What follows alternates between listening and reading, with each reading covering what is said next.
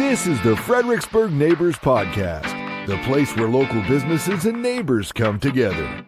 Here's your host, Dory Stewart. Welcome to the Fredericksburg Neighbors Podcast.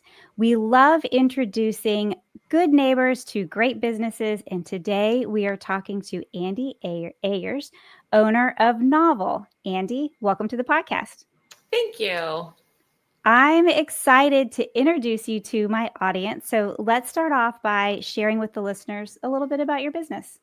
So we are a very small curated bookstore that also has gifts.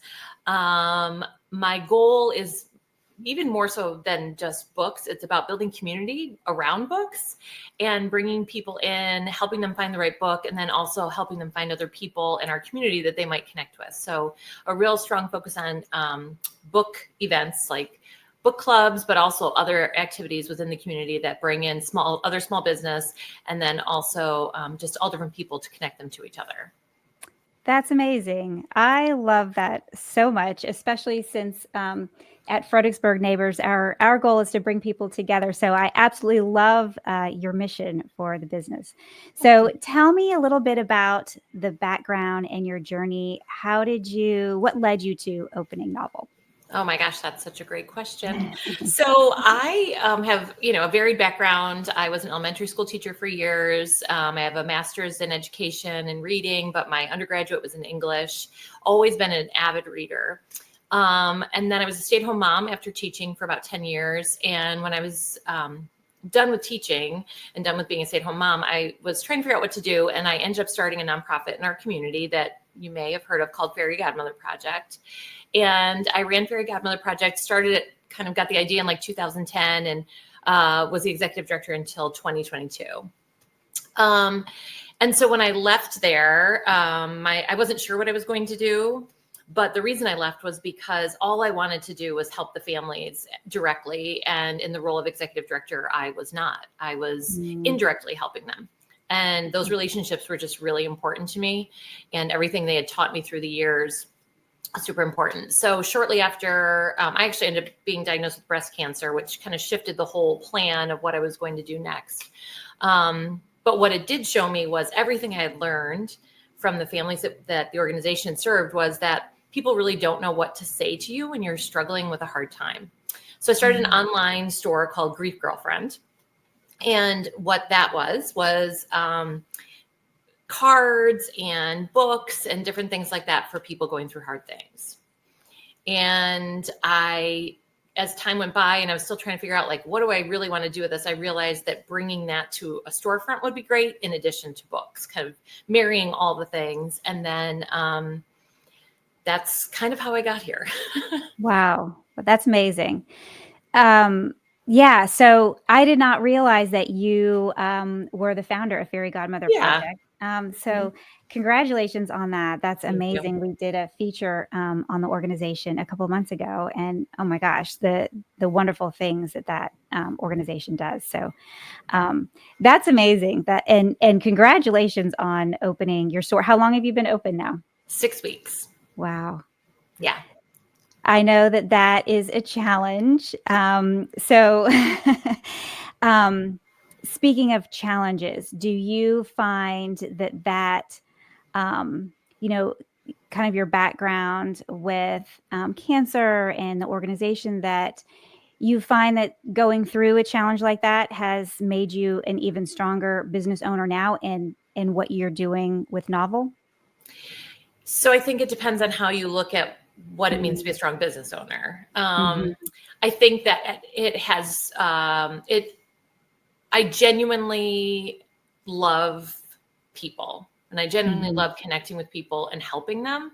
So I think that piece is helpful to being a small business owner from the standpoint that, I'm not really looking so much at the bottom line all the time, but I'm more looking at how can I provide a space for people? How can I, connect with people? How can I make them feel like they have some place to come where they will be welcome no matter who they are or what they believe?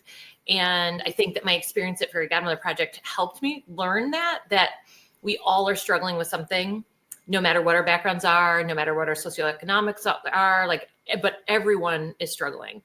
And I feel like books are a great way to bring people together through that, and also raise empathy and understanding of other people's experiences. And so all of that kind of plays into my business model at Novel, which I think makes me a good business owner. I feel like it does. Yeah, absolutely. Absolutely. And I think so many people can relate to that, and bringing people together through books. I mean, I love that so much. Yeah, me Do you too. find that there's any myths or misconceptions around what you're doing? Gosh, I wish there were. One of the things that someone told me was, don't think that because you're opening a bookstore, you're going to be reading all the time. And I was like, oh, come on. Of course I'll be reading all the time. It turns out that is not a myth. Not as much time to read, and not as much time to read what I might choose to read, I think, is the key thing, because I'm trying really hard to learn and understand other people and what their likes are in terms of reading and literature, and it doesn't necessarily align with what I typically read. But myths, not really. I mean, I can't think of anything. Yeah. So when you are not working hard on your business, what are you doing for fun? Oh my gosh, that's a great question. It's a little early to ask that question, I think. I think I have asked me in like 3 months. But actually, all joking aside, because I share the space with another business, there's a real gift of balance that came with that. So I don't have to work every single weekend. I don't have to work from beginning of the shop opening to the end of the day every day. And so I have been able to, even in the first 6 weeks, been able to create a real good rhythm of balance. Being able to still spend time with my family, still spend time with my children, my husband, and then friends. So I've been able to do that, which has been really super important to me. I would not have done it if I was not certain that I could find that balance. I've lived without balance before, and it doesn't feel good. Nice.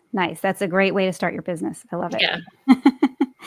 So what is something that you wish the listeners knew about your business? What is something? Oh gosh, that's a great question. I think, one thing that I don't think people realize, not necessarily just about my business, but about bookstores is, you can go to like a big box place and they will have books on sale for 40% off and that kind of thing. But for a small business owner, an indie bookstore, if we gave it to you for 40% off, we would make absolutely no money, because that's how much we pay for them. And I think sometimes people don't realize that, we've gotten kind of accustomed to these big deals that, bigger places can offer, but for an indie bookstore to survive, we can't do that, especially not on a regular occasion, like regularly do that. And that may be off-putting for some people, but I think that piece is super important to understand, that if you want to support small business, especially an indie bookstore, like that's a really important piece to know. Yeah, very important. And you're providing a personalized experience that you will never get by going into one of those big box For stores. sure. Yeah. And that's really important to me.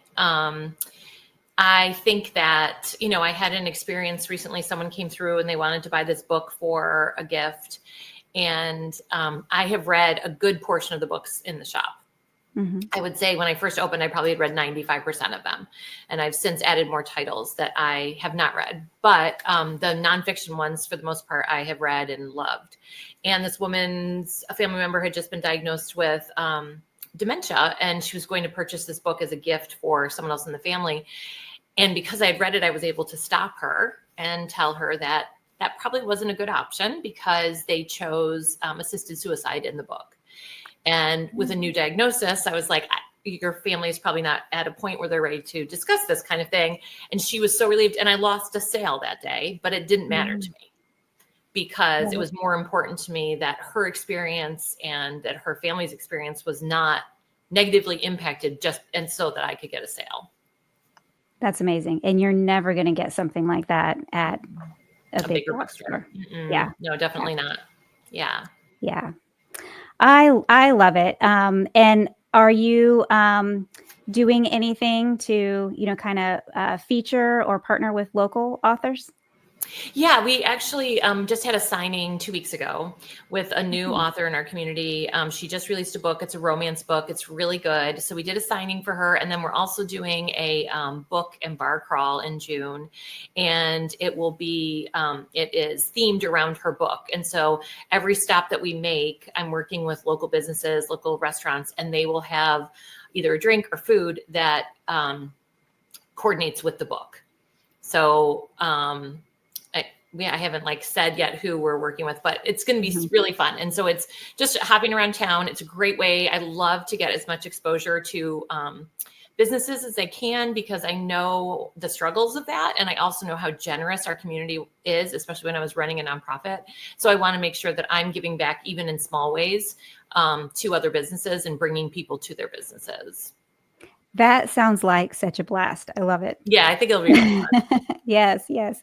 So if the listeners want to learn more about your book clubs, the events you're offering, and novel, where's the best place for them to find you? Either our website or Instagram. We have, a link in our bio that leads to all of it. And we use a platform called Book Clubs for all the different book clubs we're doing. And we have scheduled for June, we have about 12 book clubs. And my favorite one is our Cause Club. Do I have time to talk about that? Yes, of course. Yeah. Tell us. So I choose a different book that relates to some big topic, whatever it may be.